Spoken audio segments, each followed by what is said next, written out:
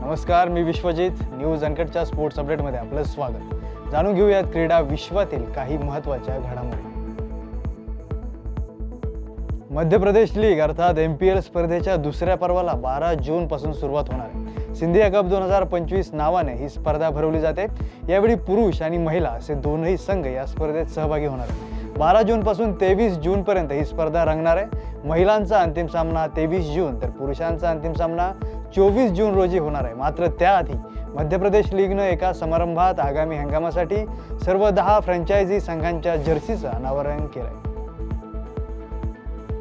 Royal challengers बंगळुरूनं IPLच्या शेवटच्या सामन्यात Lucknow super जायंट्सवर 6 विकेट्सनं विजय मिळवला. RCBनं IPL इतिहासात तिसऱ्या सर्वोच्च धावसंख्येचा यशस्वी पाठलाग केला. लखनौनं RCB समोर 228 धावांचं आव्हान ठेवलं होतं. मात्र RCBनं हे आव्हान 18.4 ओव्हर्समध्ये 4 विकेट्स गमावून पूर्ण केलं. RCBचा हा या मोसमातील एकूण 9वा विजय ठरला असून RCBनं या विजयासह टॉप 2 मध्ये धडक दिली. IPL 2025 स्पर्धेतील शेवटचा सामना लखनौ सुपर जायंट्स आणि रॉयल चॅलेंजर्स बंगळुरू यांच्यात रंगला. या सामन्यात विराट कोहलीनं आपल्या खेळीनं सर्वांचंच लक्ष वेधून घेतलंय. अर्धशतकी खेळीसह त्यानं T20 क्रिकेटमध्ये इतिहास रचलाय. विराट कोहलीनं T20 क्रिकेटमध्ये 9000 धावांचा पल्ला गाठलाय. 9000 धावा करणारा जगातील पहिला क्रिकेटपटू तो ठरलाय. लखनौ सुपर जायंट्स विरुद्ध 24 धावा करताच त्यानं हे लक्ष्य गाठलंय. येत्या 20 जून पासून भारत आणि इंग्लंड यांच्यात 5 सामन्यांची कसोटी मालिका खेळवली जाणार आहे. यासाठी आधीच चांगली तयारी सुरू झाली आहे. मात्र या महत्त्वाच्या मालिकेपूर्वी BCCIने एक मोठा निर्णय घेतला. इंग्लंड दौऱ्यासाठी बोर्डानं टीम इंडियामध्ये एका जुन्या प्रशिक्षकाला परत आणले. सहाय्यक प्रशिक्षक अभिषेक नायर तसेच क्षेत्ररक्षण प्रशिक्षक T दिलीप यांचे राजीनामे घेण्यात आलेत. पण आता T दिलीप यांची इंग्लंड दौऱ्यावर टीम इंडियाचे फिल्डिंग कोच म्हणून पुन्हा नियुक्ती करण्यात आली असून त्यांना 1 वर्षाचं कॉन्ट्रॅक्ट मिळालंय. आशियाई ॲथलेटिक्स चॅम्पियनशिपच्या पहिल्या दिवशी राष्ट्रीय विक्रमवीर गुलवीर सिंगनं पुरुषांच्या 10,000 मीटर शर्यतीत अव्वल स्थान पटकावत भारताला स्पर्धेतील पहिलं सुवर्ण पदक मिळवून दिलंय. आशियाई क्रीडा स्पर्धा 2023चा कांस्य पदक विजेता गुलवीरनं 28 मिनिटं आणि 38 सेकंदात सुवर्ण पदक जिंकलंय. आशियाई अजिंक्यपद स्पर्धेत गुलवीरचं हे पहिलंच सुवर्ण पदक आहे.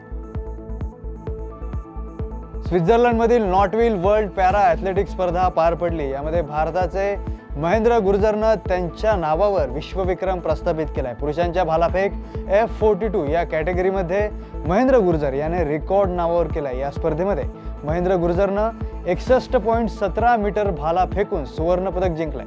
27 वर्षीय या खेळाडूनं 2022 मध्ये ब्राझीलच्या रॉबर्टो फ्लोरियानी एडनिल्सनचा 59.19 मीटरचा विश्वविक्रम मोडलाय.